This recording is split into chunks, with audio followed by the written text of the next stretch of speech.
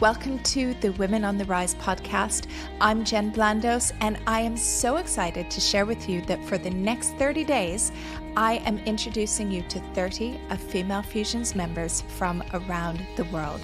They're going to share with you their stories of entrepreneurship, their highs, the lows, what inspired them to get into business, which I hope will inspire you along your entrepreneurial journey.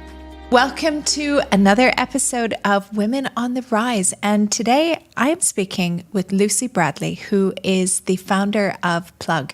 Lucy is one of our founding members in Female Fusion. So she's been around since the very beginning of when we started our membership. And she has been an integral member within our community. And I am so excited to share her story with you today. Welcome to the show, Lucy. Thank you for having me. So you have been in the UAE for a number of years. You have a marketing agency called Plug. Maybe if you just want to tell everybody a little bit about your background here. Yeah, but obviously I don't want to reveal my age, but I've been here for 20 years. I've been running Plug for 16 years. I came here, 2003 when I was 20-something, and now I'm 40-something. And after 16 years, I still love what I do. So I'm a tactical marketeer, and I love what I do. Isn't it great to have a business that you actually love what you do and love waking up in the morning and going to work? Yeah. Yeah. Yeah. And so many of your clients actually are Female Fusion members as well. They are.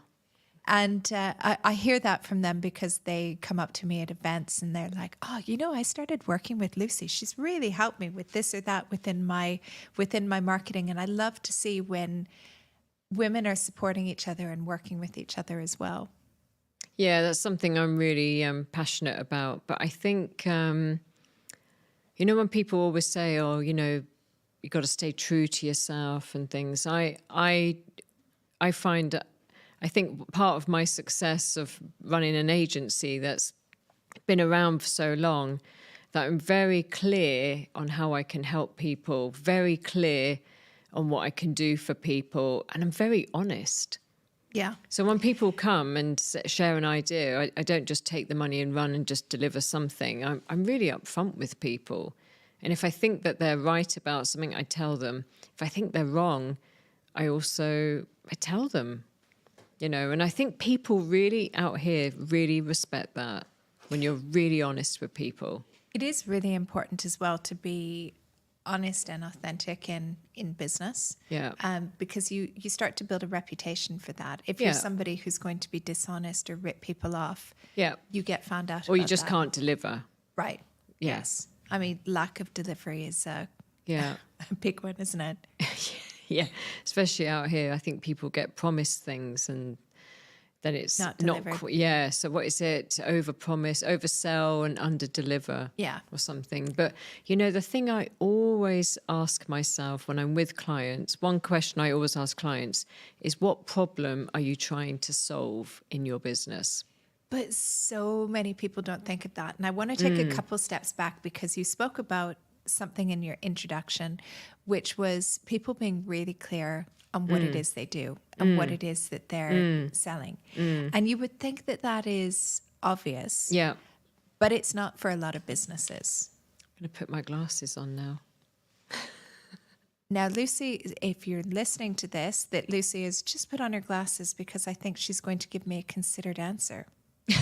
It's just the lights. I think, being really clear, everything from, and how much I love networking. I always say to people, whether you have a business card, whether you have a website, whether a flyer, whatever you have, make it really clear what it is, what you do. I can't say it any clearer than that. But I find it's amazing when I meet people, especially at your events and other networking events, and they have to explain what they do. Yeah. And it's like, that's not fun for the receiving end of listening. I honestly, I watch you, I don't know how you do it, but listening to people sort of explain the business. How about just really clear messaging, which is what I help people with. I do X, Y, Z. Oh, yeah. But I cut people off because this girl ain't got time for that. Yeah. And that you need to be able to say what it is you do in under a minute. It needs to be, it the should be elevator even pitch. 30 seconds, right? And we do that at a lot of events where we give people the opportunity to do elevator pitches. And it sounds so simple, but actually being able to condense something is one of the hardest things that you can do. Fewer words is harder. Yeah, absolutely. It's it makes it easier for the other person because when you're networking, you're also not really listening. Yeah. So it's but that's one thing I think a lot of people when they're out networking, it's one thing they could do is be really clear what it is they want someone to take away when they meet them. It's interesting when I've been doing all of these podcast interviews for our 30 Inspiring Women in Female Fusion. When I speak with our more established businesses and we talk about like what's helped them get to a certain level or what's helped them grow, the answer from every single one of them is networking. It's networking. Yeah. Yet people hate it. People hate it. Yeah. They don't do it. They don't do it properly. Don't do it properly. And yet their business stagnates. Yeah. Because they're not properly networked.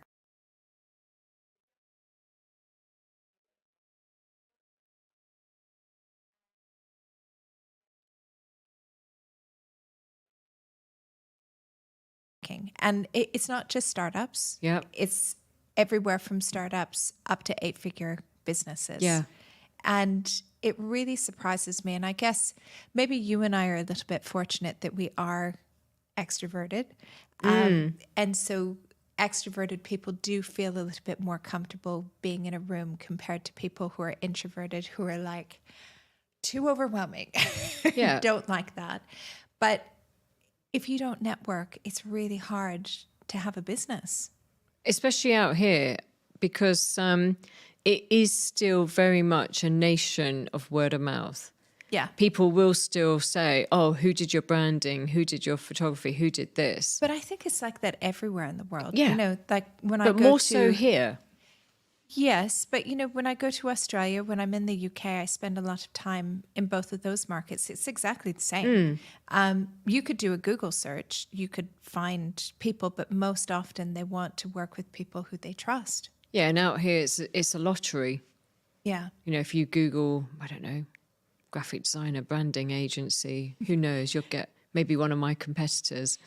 But out here it is recommendation. So how can people get better at networking? Well, believe it or not, Jen, I used to be quite shy. Many years ago. Many years ago. And I'd be like, oh, God, I'm having to stand up and present myself. I have to talk to people.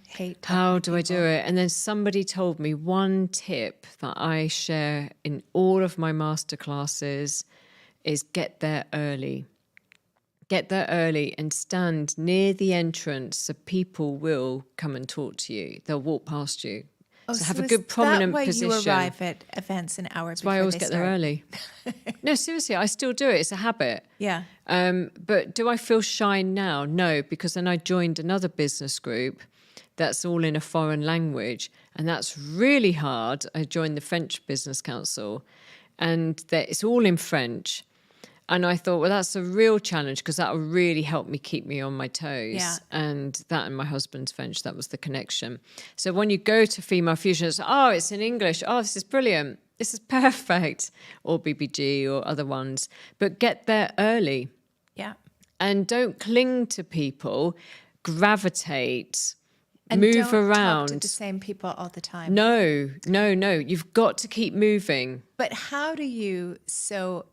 I mean, I see all sorts of epic fails when it comes to networking. For example, there was one time, and I heard about this from our members, that a woman came up and talked to a few of our members, and they were all together, and they introduced themselves, and she turned around and she said, well, I'm not going to get any business from any of you. I'm going to go speak with somebody else. That's so shallow. They don't know who they know. The way to do it. No. No. Every connection there's just things that I do in terms of growing my business, and it's my funnel, as it were, is the masterclasses that I run on a regular basis. So what are the masterclasses that you run? So I run the masterclasses on how to grow your business. Okay. So for business owners, anyone that wants to grow, learn how to market, ways to stand out. So I don't sell to people in the room and go, oh yeah, do you want to talk about branding? Do you want to talk about marketing over a coffee? No, I get their information. I tell them about a masterclass, and then we might start talking. But everybody I meet, whether they're of interest in that regard, everyone I meet gets a follow-up reply from me. Nice to meet you. Hope you made some good connections. Because again, you don't know what they know. Yeah. And I don't understand it. And especially when people have gone to the trouble of investing in technology. Here's my QR code. Here's this. Here's my Instagram. Great. Lovely. All great. Business cards. Brilliant. But they don't follow up. And it's like, why is it only me that does it? I always get to them before they get to me. And it's in every single networking group. And I'm like, but they've taken the time to go. And yet the basics are not even being followed. You're all there to grow your businesses. You have no idea when someone might be in the market for your product or service. But I think the thing that people get wrong is that they come to a networking event with the intention of, how much can I sell? Yeah. How many clients can I find that I can send a pitch to, rather than how many interesting people can I connect with that I might have to meet 2 or 3 times before they refer business to me. Yeah. And that is very unusual. I mean, more and more people get it, and the bigger businesses get it because they've probably gone through that whole experience. Yeah, it's a long-term, it's a long-term investment. Yeah. But there are still, and I see this a lot, that, you know, we even have it with Female Fusion, and we kind of joke and say that they're almost like hunting. They're almost like hunters. It's not that farm. They're coming with the business cards. Yep. They're handing them out to everybody they possibly can. And then, you know, oh, could you use my services? Or even if they do follow up. Can you buy my product? Can you buy my product or my service? Yeah, follow me. In that email or in that LinkedIn DM. It just feels And then I get a WhatsApp. Really awkward. There's someone who keeps sending me messages going, see you on Sunday. No, you won't. So in the end, they did it on Sunday just gone. So I phoned them and I said, you keep saying see you on Sunday, but we've never met. You found my number through somewhere. Yeah, I'm going to be at this venue and I do this. I said, but this is not the way to do it. Badgering me on a Saturday night to say I'll see you on Sunday. It just feels awkward as well, right? Yeah. And as I said, in 16 years, we've never spent money on SEO, Google ads, any ads. It's all been through networking. Yeah. That is my growth strategy, masterclass networking growth. So that's why I'm in all the councils. That's your funnel, right? Like that's the funnel. Purely organic. You don't need any ads. And there's a never-ending supply of people you can network with. Now that doesn't work for all businesses. No. Some businesses might need to look at things like paid ads and other things but as for well. Service businesses, I believe it's been tactical, and that's a whole different conversation, tactical marketing. But it's network, it's relationship, it's spending time. This morning when I was in a masterclass, I said, let's have a show of hands. Who can truly say that when they meet people, they nurture those relationships? And there were quite a few people from Female Fusion who came to my event this morning, people I've nurtured over a coffee, and go, look, there might be some synergies here. Yeah. Let's meet for a coffee. And then they're there today to learn what I do. I was going to say, I hope that they were nurtured and that they're, because I'm always banging on about networking and collaboration and connecting and not selling. Yeah. But I hope that our Female Fusion members were a bit more exemplary on the networking department, especially the longer term ones. Yeah, absolutely. But it is, it's called an example. I call it in my sessions, the dating game. Yeah. Like when you first meet a guy, you don't suddenly jump on them and say, right, let's move in together. You know, let's close the deal. It's well, some actually, I did with my first husband. Yeah, I was quite pushy with him. Maybe that's why he's the ex-husband? Yeah, but I was 34, clock was ticking, so we had to take care of business. I met him in a networking event. But you play the dating game. You get to know people. You take an interest in their business. What sort of clients do you deal with? Maybe we can refer clients. And I feel so many people miss a trick with that in all the business groups I'm in. But it doesn't matter what industry you're in, where you come from, what country you're from, that I think universally, business owners, I mean, it's hard, right? As a business owner, because you're wearing so many different hats that you are doing the marketing, the sales, the HR, the finance, the IT. Yeah. To really, if it's not something that instinctively comes to you, it can be a really hard thing as well. Yeah. But it can be learned. Yeah, and I feel for people who find it daunting. I love doing it. I also say, if you don't like networking, keep asking them questions. Yeah. Yeah, how long have you been in Dubai? Are you married? Do you have children? Great. Do you want a play date? If your kids are the same age. Yeah, but even as well, asking about other people's businesses. What sort of clients do you look for?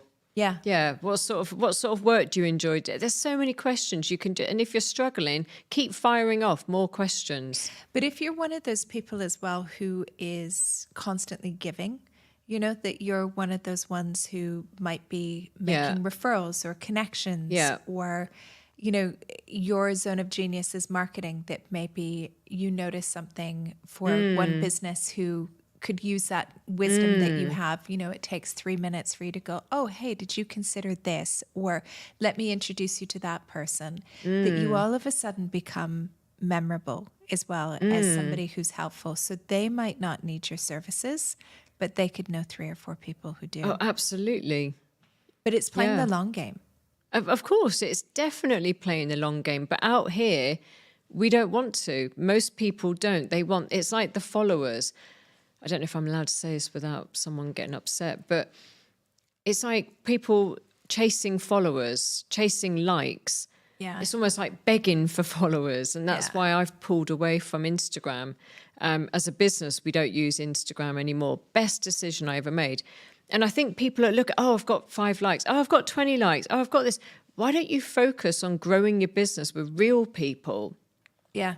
Rather than chasing, begging for followers. And there's other channels as well, right? You know, followers, people aren't reading your content. They're like scrolling through, liking a few things. It's like an evening pastime for a lot of people, I think. It's before I go to bed, it is for me. Look at some pretty pictures on Instagram. It's not a buying platform. If you're looking for something, you're not going to necessarily go there. So what is your favorite social media platform for networking? We've got the face-to-face stuff. What else? LinkedIn. When I posted a letter from the King, am I allowed to name drop in these sessions? But my son got a letter from King Charles a month ago. When I posted that, it went viral. We had 35,000 views, 276 at the last count, new connections. Interesting. Yeah. So we all need to write King Charles You need to write to King Charles. Have you not done it already? Pretend that we're like a 7-year-old boy. A 10-year-old kid. 10-year-old kid, yeah. Yeah, he did. He's got loads. I presented them this morning. But, you know, but LinkedIn is my favourite platform. I find clients there. I find all sorts of things there. What would be your top tip on LinkedIn if somebody feels quite hesitant about that? Less selling.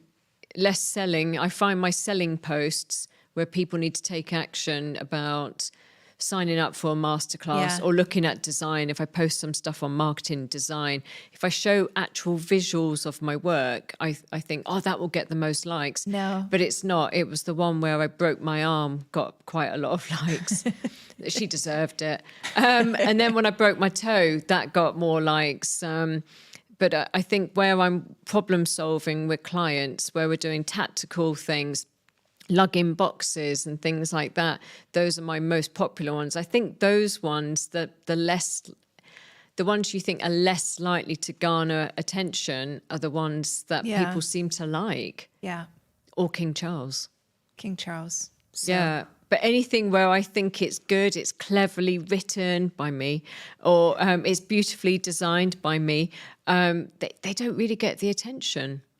It's just people. People. So I always post with people. So LinkedIn is definitely one. Yeah. It's the only one. Yeah. I mean, for me, face-to-face networking, 100%. Yeah. How many do you set yourself goals every month? Will you say, I'm going to go to X number of events? Yeah. Yeah. So my goal is 2 events a week. No, sorry, 2 a week. That's a lot. 2 events a month. And then to meet a total of 20 new people a month. Right. And are those a result of people that you meet at the networking event? Yeah, but I only pick fun people, Jen. Okay. Like me. So only fun people. So, but you've got to find people who are fun. But, your vibe attracts your tribe. It does. They say, right? Yeah. And you want even a weird vibe like mine. But you want to work with people who are nice. Yeah. You want to network with people who are nice. Because, our time is our greatest gift. So you want to spend it with people who are going to make it memorable. Time is also the only thing we can't control. We can't get it back. Yeah. But no, I cannot stress enough the importance of anyone who's looking to grow their business. Networking is a sure way to get in front of your audience, to grow, to network, to collaborate. And it's so underrated here. Well, thank you for your insights. I hope those people who are feeling uncomfortable with networking will maybe have gotten a few top tips about what they can do to They can stand next to me at the next one. Stand next to Lucy at the next Female Fusion networking event, and she will hold your hand and show you the way. Thank you. Lucy, thank you so much for joining me on the Women on the Rise podcast. Thank you very much. Thanks for listening to the Women on the Rise podcast and our 30 most inspiring female entrepreneurs. If you are inspired by today's episode, why not come and join us in Female Fusion? We would absolutely love to have you. This is where you will be able to connect with the most incredible female entrepreneurs who are all committed to building a most profitable business. All you need to do is head over to femalefusionnetwork.com/join. I look forward to seeing you on the inside.